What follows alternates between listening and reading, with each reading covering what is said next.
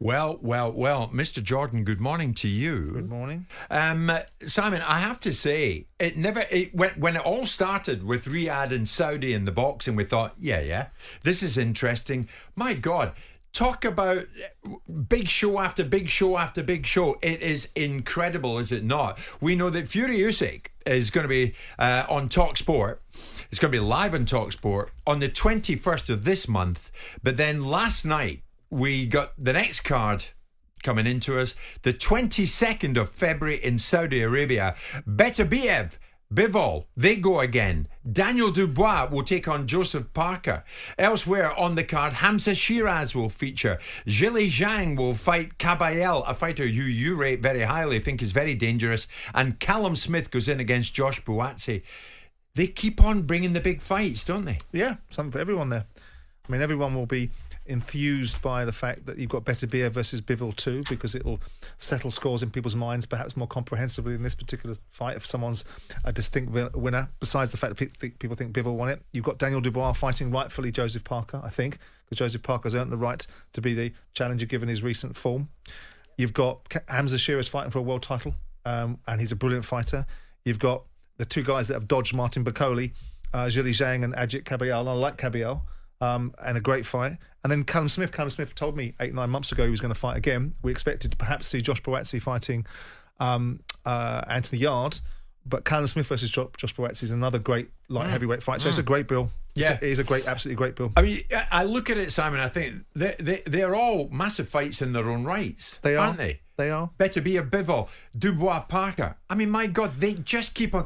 Enough of all that from us. In the last few moments, I spoke to Daniel Dubois, and we've got his first reaction to the news that he goes in against Joseph Parker in Riyadh on February the 22nd. Really excited and ready to go. I'm glad I've got an opponent now, and I'm just out ready to seek and destroy and go to work again. It's been talked about for a while, so I'm finally glad to get it on and get in the ring and, show the people that I'm the real deal. What do you think of Parker? What do you think you've got to do on the night to get a win? I think I've got to just go right through and be better at everything, better in every department, in every department, speed, youth, energy, power, everything. I've got to bring it. He's an experienced veteran of the game, so I've got to just essentially just break him down and, finish him off.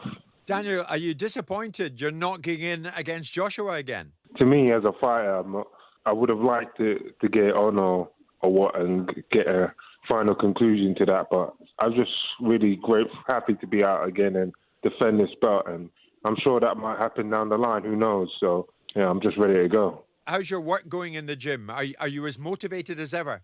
So certainly, I'm more motivated now. Now that I'm the champion and all of that, I feel like, I'm just stepping up a level and getting better in every way. Every day I'm getting better.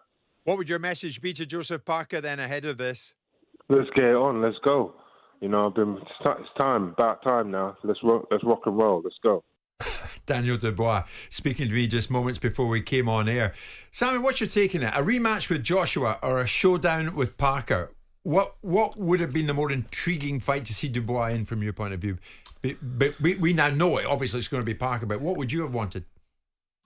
Well, I think what you want and what people deserve may be two different things. I mean, I don't think Anthony Joshua deserves another shot.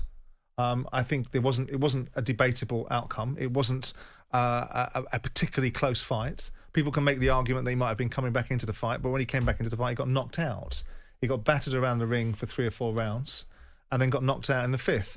And so there's no real reason for Anthony Joshua, besides the fact that Anthony Joshua occupies such precedence in people's minds. Now, in real terms, I'm very happy to see Joseph Parker in the ring with Daniel Dubois.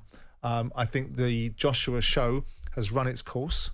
Whether he can come back again, whether he can dig deep again, is a different discussion. But right now, I think in the order of boxing and in the right and in the meritocratic world of what we should want to see, Joseph Parker should be getting his shot. I think it's a good fight. Both of them have gone into recent levels of form. They've both lost to Joe Joyce at different times in their careers. They can share something in their record. And we're going to see if this version of Joseph Parker, which is the best version we've seen of him, is going to be able to deal with Daniel Dubois now, because Daniel Dubois, nobody expected what Daniel did really, besides maybe Don Charles and those very close to him like Frank. But I don't even think they thought that he was going to be a wrecking machine in the first round that he was. So I think it's a great fight. I think it's a great fight. Joseph Parker has gone through Zhilei Zhang and Deontay Wilder in recent times. But now he's up against arguably the most dangerous heavyweight besides Usyk and Fury out there. And does the winner of Dubois Parker, do you think, go in against the winner of Fury Usyk? Well, commercials will dictate that. I mean, again, if you'll have another unification opportunity, won't you? Because Dubois will have one section of the belts, Usyk or Fury will have the other. It depends what happens. If Fury beats Usyk, you're going to find it difficult to see how you don't get a trilogy. And when does that trilogy happen? Because ultimately, chronologically, it probably needs to happen directly after if Fury were able to win. If Fury loses to Usyk, well, Usyk's already beaten Dubois. So where's the incentive for Usyk besides an enormous payday? And does it have quite the sheen on it that people might think commercially Fury Joshua has? So I'm not sure. The outcome of the 21st of December fight will determine that. And of course, if Dubois doesn't beat Joseph Parker, then all of it goes out the window anyway. That's right. One thing we know, it's going to be value for money again, isn't it? Oh, well, $19.99 in the UK for all of that. Yeah. I mean, that's when the Saudis have positioned themselves in such a way that they said this. I mean, you know, he came on Turki Al-Sheikh and spoke at length about the pricing policy of boxing. It's kind of ironic, given the fact they've had their piracy issues in Saudi that caused all the problems between the Premier League and Saudi in the first place. But he's now established a principle of people paying a price point, which doesn't, in principle, make the economic sense that the boxing model has worked towards in the past. But it does for the fans. And given the fact that the Saudis at this moment in time are not managing their books on how much money they can make from these events, they have a different agenda. I think it's brilliant for the paying public. Amazing. It's quite amazing, actually. And there and then, the last few moments, you get the first reaction from Daniel Dubois to the fact that he will fight Joseph Parker on the 22nd of February in Saudi Arabia. Top of the bill, Artur Beterbiev against Dmitry Bivol. They go in again. Beterbiev having got the nod the first time around. Hamza Shiraz will fight Carlos Adamez. And elsewhere, some cracking fights, are there not? Zhang against Caballel. And Callum Smith will fight Josh Buatsi. Adam Smith, the voice of boxing, will join Simon and myself at 12 noon as we look ahead to the fight that is happening this month. The fight, of course, Fury against Usyk. Adam just hot foot back from Spain, having spent the last few days in the camp of Alexander Usyk. On AM, on DAB, via the talkSPORT app and on your smart speaker. talkSPORT.